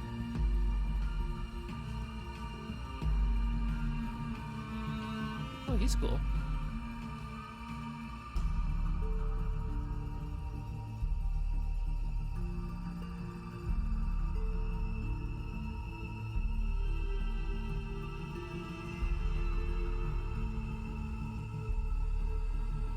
See, we need variety, so right now I'm just kept bashing some random stuff. Alright, I need a door.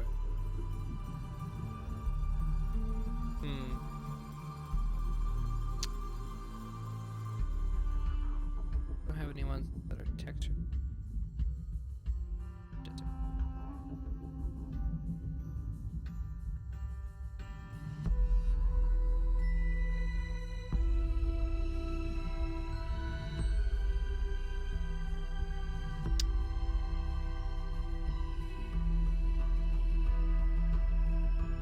Yeah, no, this is just me taking some random trims and some doors that we have for other stuff and working them into something. Like,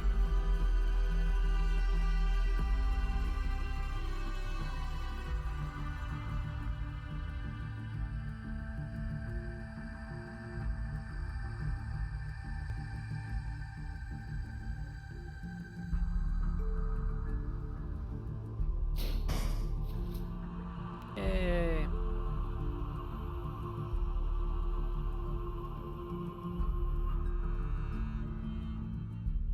There we go. I'll leave it like that. Ship it, right, Sensei? Perfect.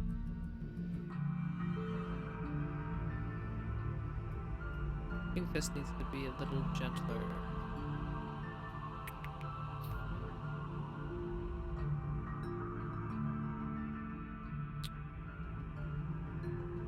Alright, so we are getting close to the end. We have 15 more minutes of the stream. If anybody has any questions, now would be the perfect time to ask them. So shoot.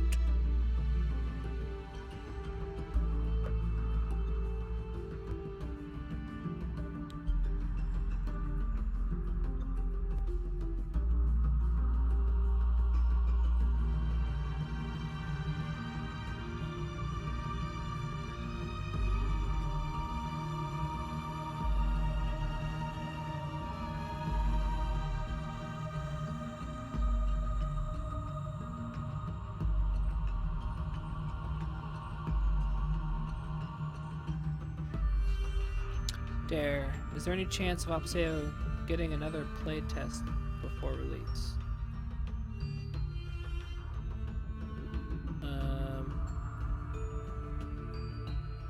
I'm not the right person to ask that question.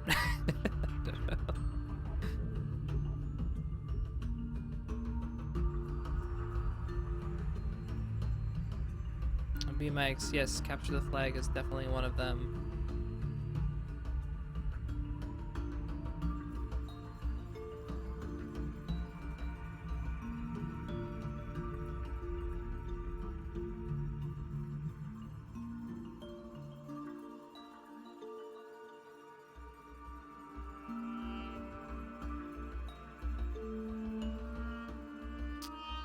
When is the Kickstarter? Let's see.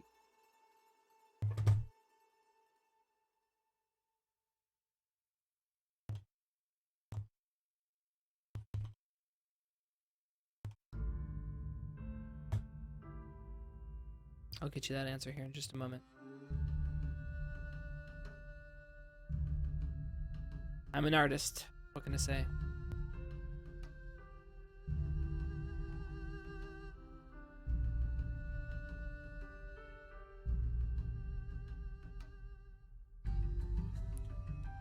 Chris, terrain texturing. So, it took me a while too, I'm gonna be honest. Once I got some of the basics down, things actually started getting easier. So I can actually show you that here. I'll show you a more complex one just so you can understand. And now, not all of it's used, and there's definitely more efficient ways of doing it or cleaner ways of doing it. However, when you start making in complex just lots of complex things. You need to add them slowly and over time, and I did it this way. So I'll show you. So the Wilderness Zone terrain is a good example. Okay.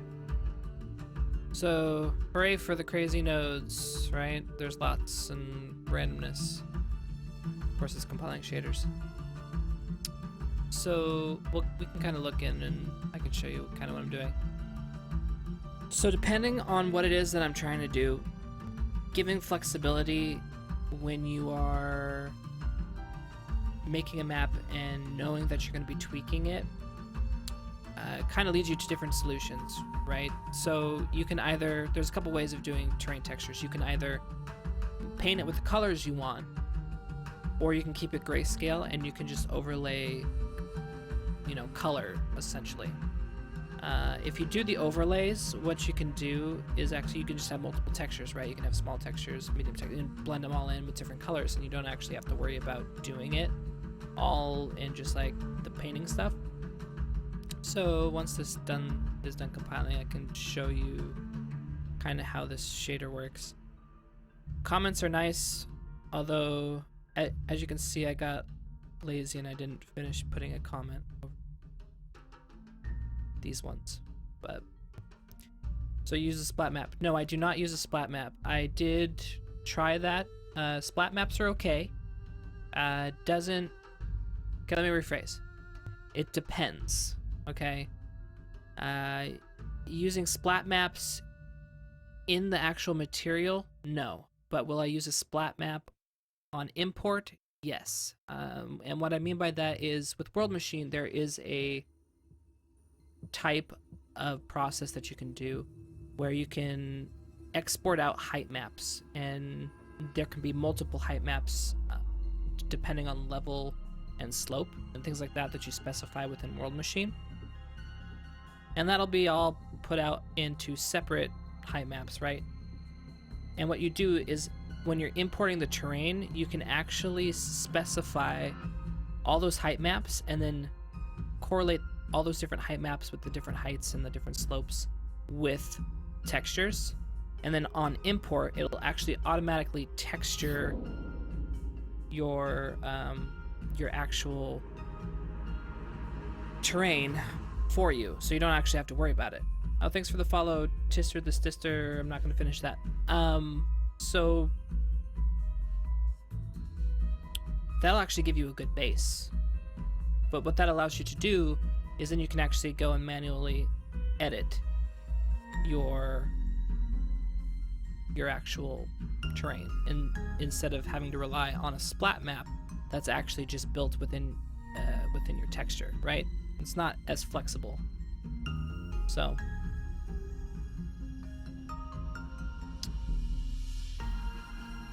here's a question though. When will the leader Bugs Baby streaming? Yeah, I think watching him manage people would be hilarious.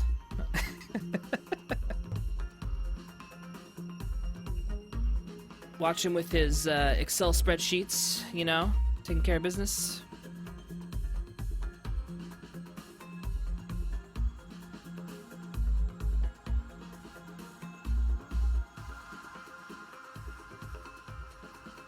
Okay. So here's the terrain texture. So this is kind of how I do it, especially starting out, because for the most part, I paint. Oh yeah, Dare. That was just totally unintentional. I grabbed just a name for blue, and that was one of the colors. All right, so here we go. Let's look into what we're doing here. So right now this is sand. Okay, so I have a sand layer. So what I'm doing here, this is actually.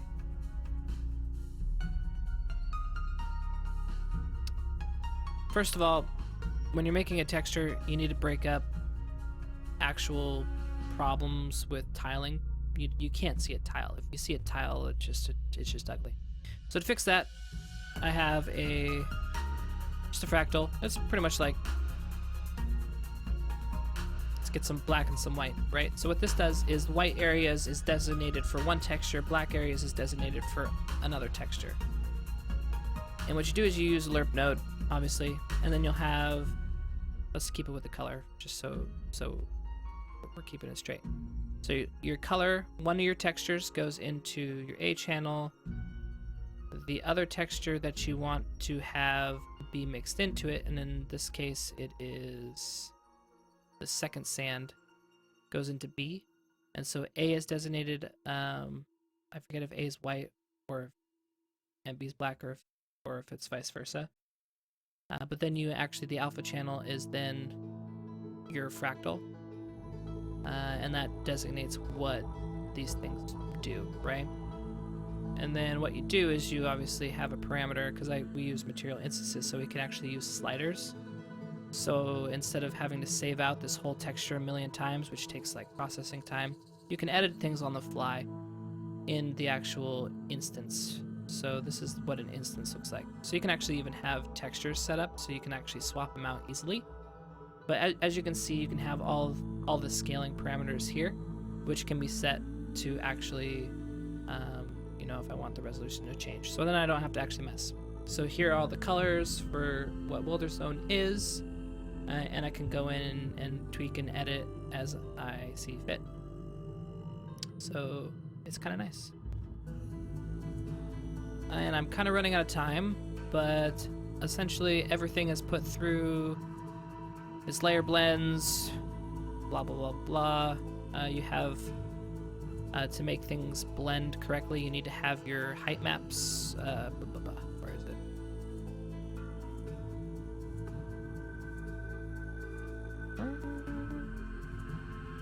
Yeah, so you have your height maps for all your different textures, so when textures blend with each other, they're actually blending with the actual texture. That makes sense.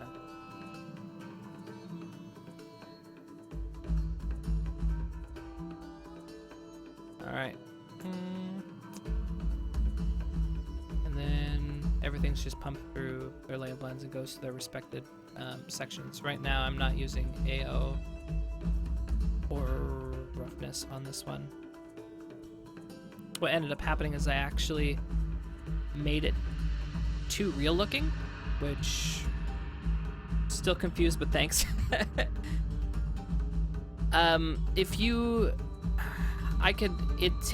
It took me a very long time, Chris, to figure out how the materials work.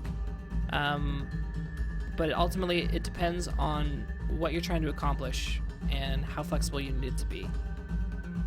I'm just doing a straight paint in like UE3 and Unity. Okay, so if you're just doing a straight paint in, here's what I'd recommend, okay? Keep it simple. What you're gonna wanna do is I won't save this. So let's just say you have your texture. You're gonna have a lerp. You're gonna have a second texture. Your first texture goes into A. Your second texture goes into B. And then you're gonna grab your fractal, which is just basically clouds within Photoshop. You put that in the alpha. And then here, what these nodes are here are pastes. Your texture coordinates put into a multiply. So essentially, texture coordinates, you just keep it at 1, right? Because we're designated that they're texture coordinates. And we're putting it into the multiply. Multiply is multiply. And there's nothing confusing about it. 1 times 1 is 1. So then you have, basically this is the value of 1 times sand, and this is a scale parameter. And you can, essentially what we do is it is first a constant. So when you're initially adding this, you're going to be adding a constant 1 vector. And this is a constant 1 vector, okay? Then you right click and you convert it to a parameter, and then you name the parameter what you want. So this will be like texture size variation, right? We'll just delete this. Okay. Then we plug that into B. So now when we plug this in, where it's going to go 1 times whatever this value is. So if we set this default value to 2, it's going to be 1 times 2, so it's going to be 2. And this controls the scale of your texture, right? And I'm going to try to finish this up as fast as I can. So again, you're going to have these on each of your textures. And this one we'll just call texture size variation 2. Okay, and texture size variation 2, they're all hooked up. This will go into your base texture way down here, the base color, right?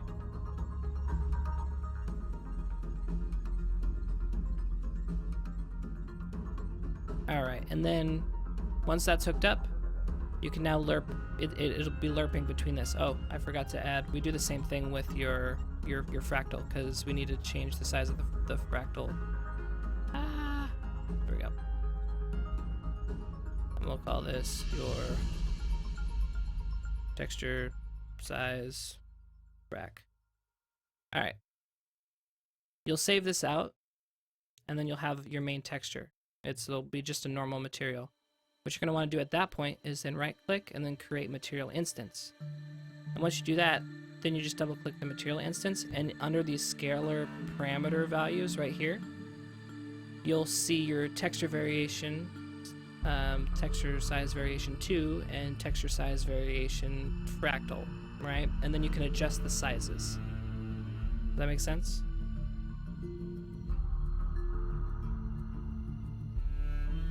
And I'll keep that as it is. If you have more questions, I'm glad to help because, you know, I had to research all that stuff and figure it out. So, but before we go, I will do a couple last ski throughs just so everybody can get what they want. All right, Nerdfall, what are the plans if, hopefully this won't happen, the Kickstarter is not funded? Well, we'd cry. And then after the tears have fallen, we will pick ourselves back up. Well, I know I'll continue, so how about that? Now we will keep on trucking. You don't need to worry. And I'm pretty sure we're gonna be okay. Thanks for following, Tracer.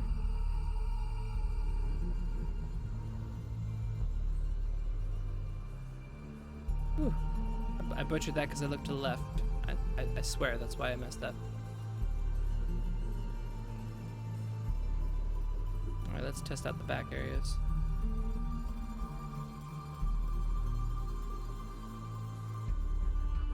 Take this slide.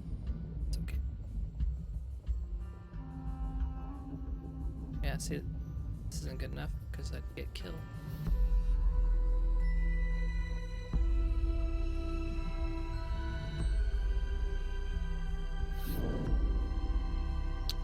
Thanks for the follow, Cluster. Thanks for hanging out. Any plans for esports? Well, didn't this genre of game start the whole esports?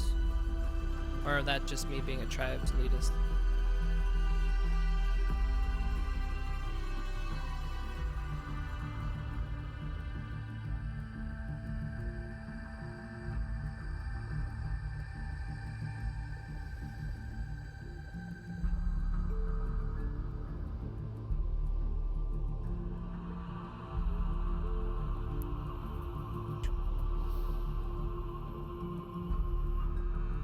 Alright, any last minute questions before we wrap it up?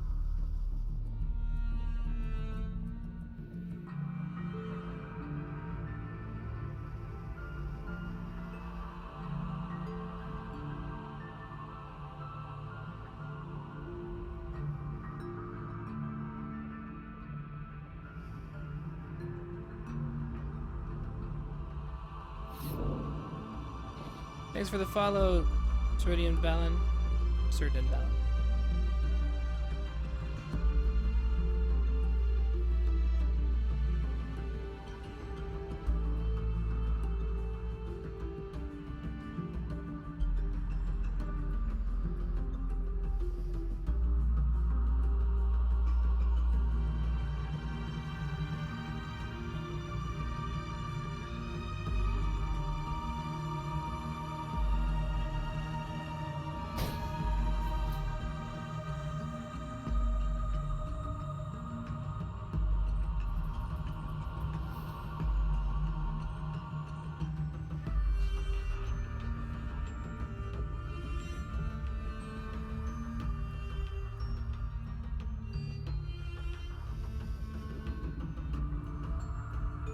Oh, and I failed. That's a good one to end on, right? Okay, everybody. Well, I think this ends our stream. This looks great. Keep up the good work. Can't wait to play. If you need anything, just let me know. Well, thank you, Tracer. I appreciate it. Thanks for coming in and checking us out. I had a lot of fun. I'm glad I didn't have any errors with the lighting or anything this time, so thanks to that. Thanks for sticking in with me, and it was good talking with all you. So stay tuned next time. This will be an ongoing thing. Streams on Sundays. It's a good Sunday for everybody. 1 PST. Don't ask me to convert it to EST, because I'm PST, right? And thank you, Nerdfall. So see you guys next time. Take care.